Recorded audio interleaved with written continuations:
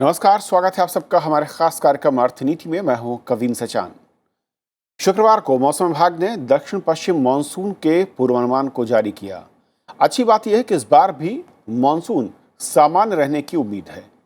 मौसम विभाग के मुताबिक देश के ज्यादातर राज्यों में यह जो हिस्से हैं वहां पर सामान्य से ज्यादा बारिश की फिलहाल उम्मीद जताई गई है। हालांकि हरियाणा, पूर्वी उत्तर प्रदेश और बिहार जैसे इलाकों में सामान्य से कुछ कम बारिश की आशंका भी जाहिर की गई है। कुल मिलाकर कहें तो देश की खेती के लिए एक शुभ संकेत के तौर पर है, खासकर तब जबकि बाकी के सेक्टर्स पर कोविड-19 का साया है और दूसरी लहर के चलते वहां पर दबाव काफी ज्यादा है। पिछले वित्त वर्ष में भी जब सभी सेक्टर्स की विकास दर माइनस में थी, तब खेती ने सहारा दिया और वहां पर पॉजिटिव ग्रोथ दिखाई दी थी। साल 2019-20 में देश की ग्रॉस वैल्यू एडेड यानी कि जीवीए में भी खेती का योगदान 17.1% से बढ़कर 17.8% पहुंचा था। इसी तरह अनाज का कुल उत्पादन भी साल 2019 और 20 में 296 मिलियन टन से भी ज्यादा रहा और खासतौर पर चावल और गेहूं के उत्पादन में लगातार बढ़त देखने को मिली है।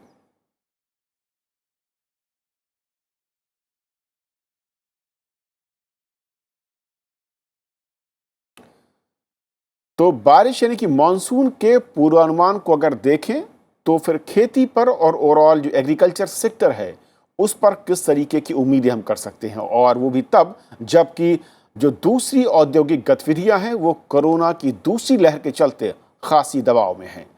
लेकिन उसकी चुनौतियां भी क्या होंगी और किस तरीके की तैयारियों की जरूरत है, समझेंगे अपने दोनों खास मेहमानों से। हमारे साथ मौजूद हैं प्रेम एस वशिष्ठ साहब, फॉर्मर डायरेक्टर हैं एग्रीकल्चर इकोनॉमिक्स रिसर्च सेंटर से। आपका स्वागत है सर। और एस के मल्होत्रा साहब हमारे साथ हैं जो कि एग्रीकल्चर कमिश्नर हैं, department of agriculture, corporation farmer welfare, government of India. आपका भी स्वागत है। शुरुआत वशिष्ठ सर आपसे करना चाहूँगा कि अगर हालांकि पूर्वानुमान है मौसम विभाग का, लेकिन अगर इस पूर्वानुमान को हम देखें जो कि सामान्य या सामान्य से अच्छी बारिश की उम्मीद जता रहा है पूरे के पूरे भारत में, कुछ राज्य जरूर हैं जहां पर थोड़ी सी कमजोर बारिश देखने को मिल सकती है। ओवरऑल अगर हम देखें पूर्वानुमान को तो कैसे देखते हैं एग्रीकल्चर सेक्टर को और इस वक्त की जो खास तौर पर जरूरतें हैं कृषि को लेकर और जो उस पर दबाव है कोरोना के चलते? जो प्रिडिक्शन है नॉर्मल मानसून का, उसका इफेक्ट तो कृषि पे पॉजिटिव ही होगा और ये बहुत फॉर्चुनेट है कि 3 साल लगातार मानसून अच्छा ही रहा है और तीसरे बार भी अच्छा होने की आशा है। तो सबसे बड़ा पॉइंट तो ये है कि कृषि क्षेत्र में जो किसानों का और किसानों से जुड़े हुए परिवार या मजदूर हैं, उनकी इनकम ठीक रहने का अनुमान है। तो ये एक खुशी की बात है। जो समस्याएं जहां आ सकती हैं वो ओवरऑल इकोनॉमी के पॉइंट ऑफ व्यू से आ सकती हैं, जैसा कि चल रहा है कि कृषि क्षेत्र में जो सप्लाई चेन है उसको थोड़ा सा झटका लगता है। वो सप्लाई चेन ना होने की वजह से फूड प्राइसेस में कुछ बढ़ोतरी आ जाती है और जैसा कि अभी हुआ है मार्च से और कुछ फूड प्राइसेस में बढ़ोतरी हुई है। तो इस तरह की समस्याएं तो चलने की आशा है और ये इस पे भी निर्भर करता है कि कोरोना का इफेक्ट कितनी जल्दी हम लोग कंट्रोल कर पाते हैं। तो चूंकि अभी हमारे पास कुछ समय है, ये जो नेक्स्ट क्रॉप आएगी और उसका इफेक्ट देखने को मिलेगा खरीफ क्रॉप का, तो उसके लिए अभी समय है। तो फॉर्चुनेटली ओवरऑल सिचुएशन ठीक ही लग रहा है इस पॉइंट ऑफ व्यू से। मल्होत्रा जी, शुरुआती मैं कमेंट चाहूँगा क्योंकि सरकार को काफ़ी ज़्यादा उम्मीद और मैं कहूँ कि काफ़ी ज़्यादा निर्भरता जो है वो एग्रीकल्चर सेक्टर पर नज़र आती है और वो तब और बढ़ जाती है जबकि कोविड का हम संक्रमण जिस तरीके से देख रहे हैं। और ऐसे में मौसम विभाग का पूर्वानुमान और उसके मुताबिक जो प्लानिंग है या फिर जो उम्मीदें हैं सरकार की ओर से। जैसे कि आप बात कर रहे थे हम लोग कि अभी जो साउथ वेस्ट मानसून है उसका जो आकलन अभी भारत मौसम विभाग ने अभी जो दिया है, बड़े अच्छे उसके एक प्रकार के मैं ये कहूँगा कि इंडिकेशंस आ रहे हैं निकल करके। और उस इंडिकेशन के हिसाब से अगर हम देखें तो 96 से लेके 104 दशमलव तक का जो ये एक नॉर्मल जो है मानसून रहने की उम्मीद है। और अगर हम एवरेज लें तो 98% जो है लॉन्ग टर्म एवरेज के हिसाब से अगर हम कंपेयर करें तो ये जो है स्थिति रहने वाली है। ये अपने आप में ये कहूँगा कि ये बहुत ही हमारे लिए उत्साहवर्धक है, जिससे कि हमें इस जो अनुमान है इसका भरपूर फायदा उठाना चाहिए। जैसे कि हम बात कर ही रहे थे इसके बारे में कि खाद्य सुरक्षा देश की कैसे सुनिश्चित हो, पोषण सुरक्षा देश की कैसे सुनिश्चित हो, उसमें जो खरीफ सीजन है, जो हमारा खरीफ सीजन अब जून से शुरू हो जाएगा, इसका बड़ा महत्वपूर्ण स्थान है। अगर आप देखेंगे जो हमारा पिछला अभी रिकॉर्ड प्रोडक्शन जो है 296.6 मिलियन टन जो 2019-20 में हुआ, लेकिन जो हमारे जो सेकंड अनुमान आए हैं, दूसरे स्तर के जो अनुमान 2020-21 के आए हैं, वो भी बड़े उत्साहवर्धक है, 303 मिलियन टन। तो हमारा उत्पादन जो है वो निरंतर रूप से बढ़ रहा है। तो इसमें अगर मैं 303 मिलियन टन में मैं ये देखूं कि इसमें खरीफ का योगदान जो है वो कितना होगा, तो लगभग ये 154 मिलियन टन जो है खरीफ से इतना उत्पादन आएगा, और बाकी जो है वो रबी के मौसम से आता है। तो खरीफ मौसम का जो है अपने आप में एक बड़ा महत्वपूर्ण स्थान है, क्योंकि इसमें बहुत सारी महत्वपूर्ण फसलें हैं जिनका जो है इसमें इस सीजन में बिजाई होती है, और वो हमारी खाद्य सुरक्षा को सुनिश्चित करते हैं। मैं जहाँ तक समझ रहा हूँ कि उसमें जो मानसून का जो बात कर रहे थे हम लोग, करीब करीब इसमें 61% जो है वो नॉर्मल है, और नॉर्मल से भी अधिक रहेगा। 5% तो काफ़ी अधिक जो है बात की गई है कुछ क्षेत्रों में। तो इस जो अनुमान है इसका हमें भरपूर फायदा उठाना चाहिए। इसीलिए 30 अप्रैल की डेट को जो है एक मीटिंग रखी गई है, जिसमें सभी राज्य सरकारों को बुलाया गया है, जिसमें वहाँ पर प्रिंसिपल सेक्रेटरीज और वहाँ के डायरेक्टर एग्रीकल्चर, उन सब से जो है कृषि विभाग एक तरह से बैठ करके वर्चुअल मीटिंग के माध्यम से हम लोग बात करेंगे कि इस प्रकार के जो मैं ये कहूँगा कि जो हमारे अच्छे एक इंडिकेशंस आ रहे हैं कि उनका भरपूर फायदा कैसे उठाया जाए।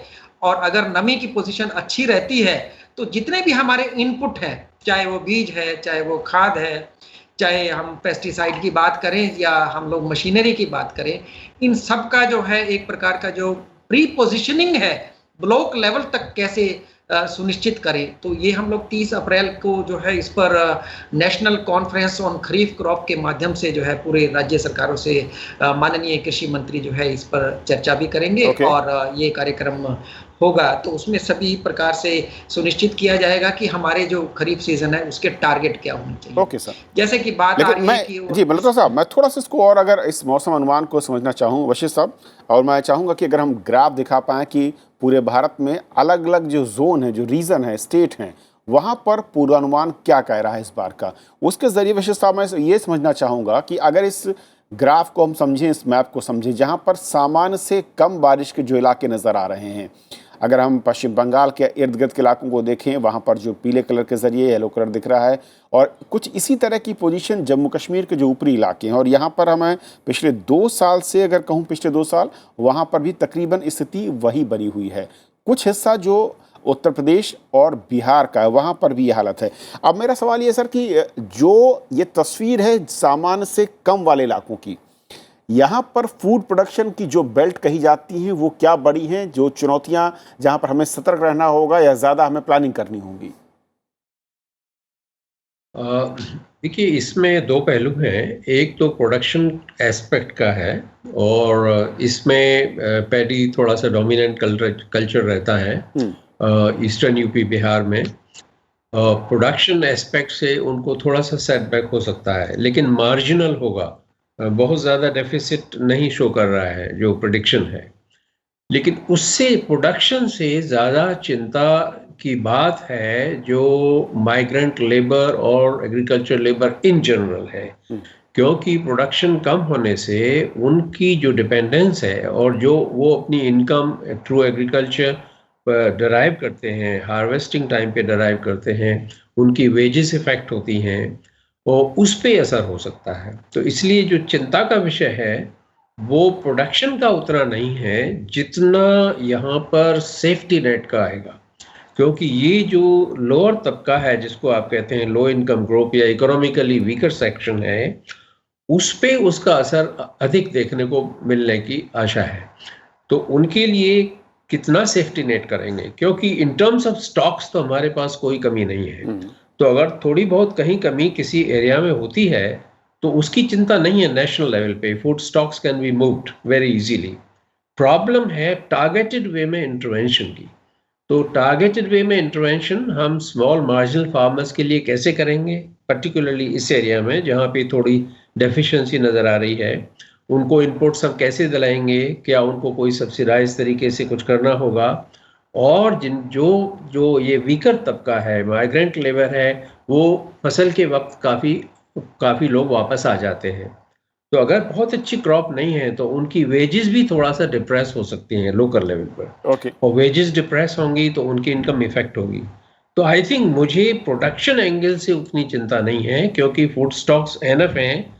आप सोशल सेफ्टी नेट की चिंता ज़्यादा है कि कैसे उनको सोशल सेफ्टी नेट प्रोवाइड करेंगे, फ्री राशन और सब्सिडाइज राशन और other forms of some kind of income transfer. क्योंकि इस समय केवल कृषि पर ही कॉन्सेंट्रेट करके हम टोटलिटी में नहीं सोच सकते। कृषि का एक अपना स्थान है, और जैसे मल्होत्रा साहब ने कहा इनके टॉप एक्सपर्ट्स मिलेंगे, वो सारा उसको देखेंगे। लेकिन जो ओवरऑल सिचुएशन है कोविड के कॉन्टेक्स्ट में, और कृषि को मिला के देखना होगा। तो अगर ये कॉन्टिन्यूटी तकलीफ रहती है और उस तबके पर अभी चोट जारी रहती है, क्योंकि जैसे माइग्रेंट लेबर आया है ये फिर वापस जा रहा है, तो ईस्टर्न यूपी बिहार से काफ़ी माइग्रेंट लेबर इधर उधर जाता है। तो सोशल सेफ्टी नेट की चिंता हमको ज़्यादा है कि कैसे उसको हैंडल करेंगे। अदर एस्पेक्ट जो कि कमिश्नर साहब ने बताया कि इनपुट्स कैसे देना है, कैसे करना है, वो I think that perhaps the government would take care. I am very confident of that because our network is really strong. Malhotra sir बिल्कुल सही है कि जो प्रोडक्शन ऐड करना चाहूंगा जी, मैं आ रहा हूँ सर आपके पास एक एक करके। जो प्रोडक्शन एंड है वो बिल्कुल सफिशिएंट है, वहां पर कोई चिंता की बात नहीं। लेकिन उससे जुड़े दो मेरे सवाल सर, जो एक जिसका जिक्र किया वशिष्ठ सर ने कि इस वक्त जो लेबर क्लास या जो कामगार मजदूर था वो वापस एक बार फिर से दूसरी लहर के चलते अपने इलाकों की तरफ लौट रहा है। अब जिन इलाकों में सामान्य से कम बारिश होगी वहां पर जाहिर है कि दबाव ज़्यादा होगा, उसके लिए किस तरीके से तैयारी हो सकती है। और दूसरा कि जिन इलाकों में कम बारिश की आशंका है, क्योंकि रिलेटेड अगर हम कहें जो फूड ग्रेन या पैकेट्स की बात होती है, जो पैकेट फूड की बात होती है, वो कहीं ना कहीं उन इलाकों से भी जुड़ा हुआ है। उसको लेकर हम अभी से किस तरीके की तैयारियां सोच रहे हैं और उसको लेकर क्या प्लानिंग आपको लगता है कि होनी चाहिए? जैसे कि अभी हम लोग बात कर रहे थे, मैं बारी बारी आपके प्रश्नों का उत्तर देना चाहूंगा। पहली बात तो आती है जो जैसे कि आपने वो मैप दिखाया और मैप में जो दिखाने की कोशिश की गई है कि कुछ क्षेत्र ऐसे हैं, कुछ हमारे जो राज्य हैं वहां पर जो है शॉर्टफॉल हो सकता है। तो आप अगर उन जिलों को देखें जहां पर जो है कम बारिश की उम्मीद है, तो वो जम्मू कश्मीर और लद्दाख का एरिया और इसके बाद नॉर्थ ईस्टर्न के कुछ एरिया दिखाए गए हैं। अगर आप भारत का जो कुल हमारा खाद्यान्न का उत्पादन है, अगर आप उसमें देखें तो ये जितने भी क्षेत्र आपने दिखाए हैं, इनका योगदान कोई ज्यादा खाद्यान्न उत्पादन में नहीं है।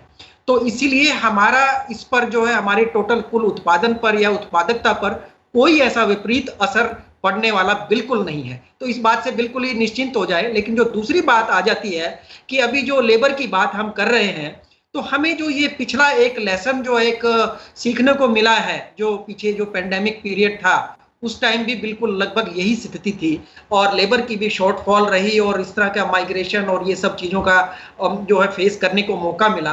तो इसलिए भारत सरकार उस पर जो है एक प्रकार से तत्पर हुई कि अभी हमें आगे क्या करना होगा कि जिससे कि हमारी तैयारियां सुनिश्चित रहें कि ऐसी सिचुएशन दोबारा ना आए। तो हम मैकेनाइजेशन इन एग्रीकल्चर को ज़्यादा प्रेफर कर रहे हैं कि किसान जो है मैकेनाइजेशन को यूज करके कम से कम लेबर से को प्रयोग करके अपना जितने भी कृषि के कार्य हैं जल्दी से जल्दी सुचारू रूप से जो है उसको कर ले। चाहे कटाई की भी बात है, क्योंकि कटाई की बात भी मैं जरूर कहना चाहूंगा, क्योंकि अभी फसलें तैयार हो गई हैं, तो जहां जहां तैयार हुई है तो कंबाइन हार्वेस्टर्स ये सब जगह जो है उनका पहुंचने लग गए हैं। और इसके बाद अब खेत की तैयारी खरीफ के सीजन के लिए होने लगेगी। जहां भी मशीनरी बैंक हैं उनको मशीनरी बैंक को मजबूत किया गया है, क्योंकि हमारे छोटे और मंझले किसान जो अफोर्ड नहीं कर सकते इस तरह के इम्प्लीमेंट्स को, लेकिन उनको ज़रूरत है, तो वो एक भाड़े पर ले करके और बहुत ही मैं ये कहूँगा कि बहुत ही अफोर्डेबल प्राइस है, उस पर ले करके अपनी खेत की तैयारी को सुनिश्चित कर सकता है। कम लेबर से हम ज़्यादा काम कर पाएंगे और उससे जो एक कोविड वाली हम बात करते हैं, जो पेंडेमिक सिचुएशन रहती है, महामारी, उससे भी बचाव का रहता है कि और हम उसी तरह से जितने भी हमारे मापदंड बनाए गए हैं कि हम सेफ रह करके उन कार्य को कैसे करें, उसको सुनिश्चित रूप से हम लोग कर पाएंगे। और खाद्य सुरक्षा की और जो कमी की बात अभी जो हो रही थी, कमी का तो बिल्कुल भी ऐसा कोई अंदेशा नहीं है, क्योंकि हमारा जो मुख्य फसल है जो इस खरीफ सीजन में आएगी, वो आएगी पैडी की, राइस का कल्टीवेशन, पैडी की कल्टीवेशन।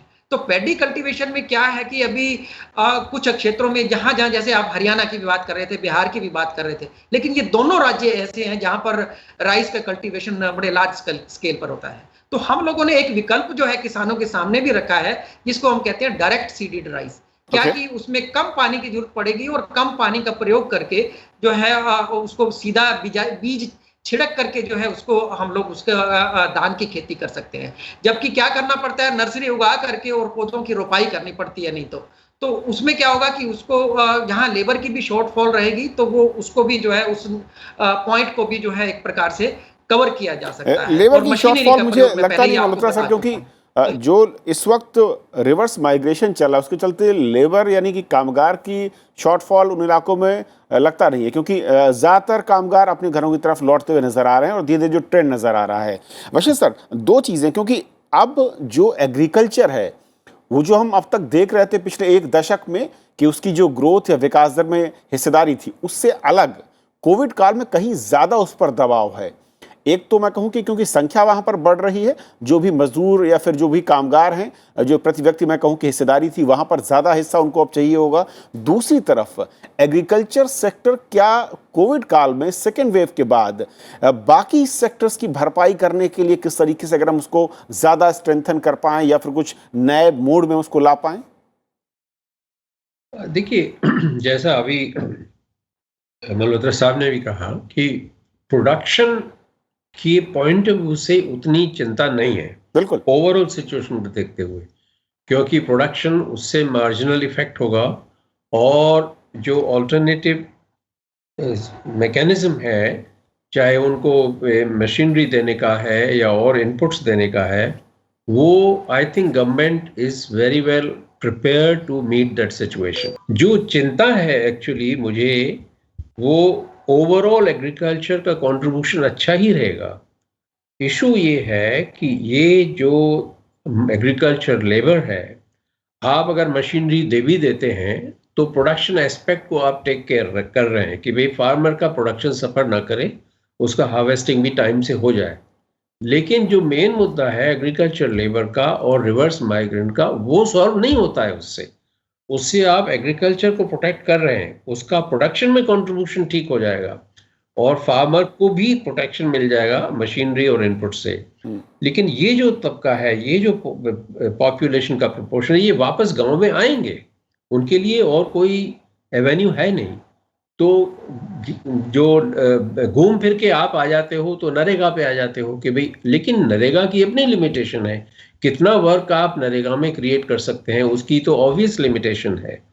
तो इशू ये है कि एग्रीकल्चर के साथ साथ जिनकी लाइफ वहाँ से जुड़ी हुई है गांव से, उनके लिए एग्रीकल्चर पर से, जिसको कहते हैं वहाँ से हट के उसी इकोनॉमी में, रूरल इकोनॉमी में क्या एवेन्यूज क्रिएट हो सकती है और क्या सपोर्ट मिल पाएगी, that is the main thing.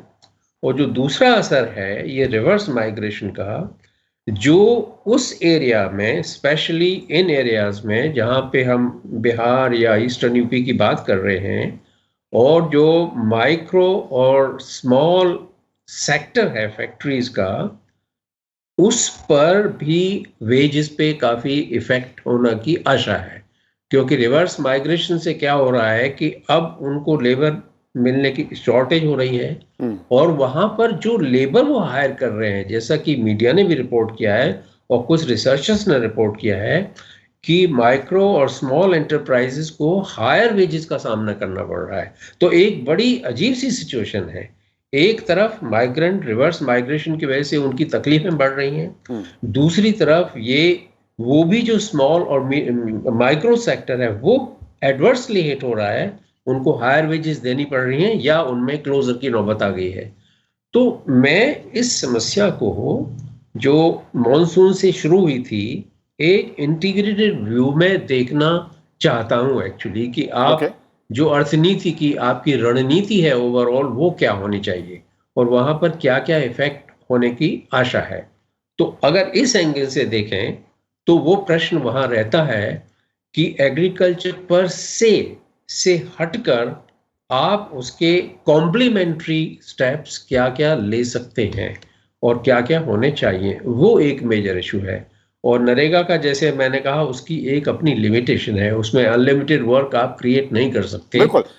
जो आप बात कह रहे हैं उसको अगर थोड़ा सा और आगे ले जाना चाहूँ, जैसे आपने कहा कि कृषि से जुड़े हुए जो छोटे और व्यापार या उद्योग धंधे हैं, क्या ये इस वक्त सही समय है जिस पर हमें ज़्यादा फोकस करने की ज़रूरत है? क्योंकि कोविड काल का किसी को नहीं पता कि कितना लंबा खींचेगा, और वो सस्टेन करने के लिए न सिर्फ जो कामगार हैं उनकी रोजी रोटी को लेकर, इकोनॉमी में वेल्थ को लेकर, और साथ ही साथ जो कहीं ना कहीं एक माइग्रेशन का खतरा लगातार दिख रहा था, उसको भी रोकने के लिए वो सबसे बेहतर टूल हो सकता है टाइमिंग के नज़रिए से। जी, उसमें ऐसा है कि मैं अब इसको दो पार्ट में बांटना चाहूँगा अपने डिस्कशन के कन्वीनियंस के लिए। एक तो एग्रीकल्चर वाला पार्ट होगा, तो हमारा फोकस केवल पैडी या वीट से हटके सोचना होगा कि जो हॉर्टिकल्चर क्रॉप्स हैं, स्पेशली इस रीजन में जहाँ पर प्रॉब्लम्स थोड़ी सी होने की आशा है, और वो अप्लाई करता है सारे इंडिया के लिए, वहाँ पर उनको मार्केट से जोड़ना अत्यंत आवश्यक है और उनकी सप्लाई चेन डिसरप्ट नहीं होनी चाहिए, क्योंकि ये सारी पेरिशेबल गुड्स हैं। और सबसे ज़्यादा धक्का जो किसान को लगता है वो वहीं पे लगता है कि जो पेरिशेबल गुड्स हैं, एग्रीकल्चर कमोडिटीज़, पेरिशेबल कमोडिटीज़ हैं, फ्रूट्स, वेजिटेबल्स और इससे लिंक जितनी चीज़ें हैं सारे, और हॉर्टिकल्चर क्रॉप्स हैं, उनका सप्लाई चेन मेंटेन कैसे रखा जाए कोविड के दौरान में एफिशिएंटली, और वो डायरेक्टली फार्मर की इनकम को इफेक्ट करता है। और हम ये जानते हैं, मतलब रिसर्च की फाइंडिंग्स हैं बहुत से रिसर्चर्स ने, कि स्मॉल और मार्जिनल फार्मर्स का पार्टिसिपेशन हॉर्टिकल्चर क्रॉप्स में काफ़ी है as compare to large farmers, तो वो डायरेक्टली इफेक्ट होते हैं। तो यहाँ पर आ गया डायरेक्टली कृषि से रिलेटेड चीज़ें। तो एक तो ये एस्पेक्ट है। दूसरा, अगर पानी की शॉर्टेज होती है तो मैं ये आपके समक्ष रखना चाहूँगा एक पॉइंट ऑफ व्यू, कि जो माइक्रो इरिगेशन है जिसमें स्प्रिंकलर्स और ये सब हम लोग रखते हैं, इसका हमने एक्सपेंशन तो किया है, लेकिन अगर आप पूरे भारतवर्ष का देखें तो 11.1% पोटेंशियल ही एक्सप्लॉइट कर पाए हैं। और उसके बहुत से कारण है, उसको मैं डिटेल में नहीं जाना चाहता कि उनको इक्विपमेंट कैसे देंगे या ग्रुप लेवल पर लैंड करेंगे, क्रेडिट क्या होगा। बट समरी फॉर्म में प्रॉब्लम यह है कि जहां पर हॉर्टिकल्चर क्रॉप्स में हमको माइक्रो इरिगेशन बहुत ही लाभदायक हो सकता है, वहां पे डायरेक्ट चैलेंज है एग्रीकल्चर डिपार्टमेंट के लिए। And I think I would submit to Malhotra साहब कि इस बात पे भी एग्रीकल्चर डिपार्टमेंट ध्यान दे कि माइक्रो इरिगेशन का एक्सपेंशन हम कैसे करें। हॉर्टिकल्चर क्रॉप्स में बहुत प्रॉब्लम हो जाती है और स्मॉल और मार्जिनल फार्मर्स एडवर्सली इफेक्ट होते हैं। प्रोडक्शन के बियॉन्ड जब प्रोडक्शन आ जाती है तो हम उनको पैक हाउस से कनेक्ट नहीं कर पा रहे हैं, स्टोरेज से कनेक्ट नहीं कर पा रहे हैं, और मार्केट से कनेक्ट नहीं कर पा रहे हैं। तो ये सबसे बड़ा चैलेंज मैं देख रहा हूँ एग्रीकल्चर में। मल्होत्रा सर, एक वक्ता में जो वशिष्ठ साहब ने कहा उसको लेकर किस तरीके की प्लानिंग दिख रही है और क्या और नए स्टेप्स हम देख सकते हैं, क्योंकि जिस तरीके की चुनौतियां, और जाहिर है कि इस वक्त सबसे ज्यादा उम्मीदें या सबसे ज्यादा दबाव भी इसी सेक्टर पर है। बिल्कुल, जैसे कि अभी हम लोग बात सुन रहे थे, तो जो खरीफ सीजन है मुख्य रूप से जो है मानसून पर आधारित होता है, और मानसून हमारी अच्छी होती है तो फसल हमारी अच्छी हो जाती है। लेकिन कुछ क्षेत्र ऐसे हैं जिनको हम लोगों ने पहले से चिन्हित किया हुआ है कि इन क्षेत्रों में जो है वल्नरेबल एरियाज है, मैं उनको ये कहूँगा। और कुछ ऐसे क्षेत्र भी हैं जिनको हमें पहले से पता है कि यहाँ पर कहीं अगर ऐसी मैं ये कहूँगा कि कहीं ड्राई स्पेल आ गया, बाई चांस कहीं आ जाता है, तो हमारे पास एक कंटीजेंसी प्लान बना हुआ है। ओके। इसका हम लोगों ने 661 जिलों का कंटीजेंसी प्लान हम लोगों ने पहले से ही बना के रखा हुआ है और उन जिलों को पहले ही पूरी तरह से गाइड किया हुआ है। तो उस कंटीजेंसी प्लान को अपनाएं। दूसरी बात, जो डाइवर्सिफिकेशन की हम लोग कर रहे थे, तो डाइवर्सिफिकेशन वाकई में जरूरी है और इसके लिए जो कृषि मंत्रालय है, भारत सरकार, वो पहले से चिंतित है।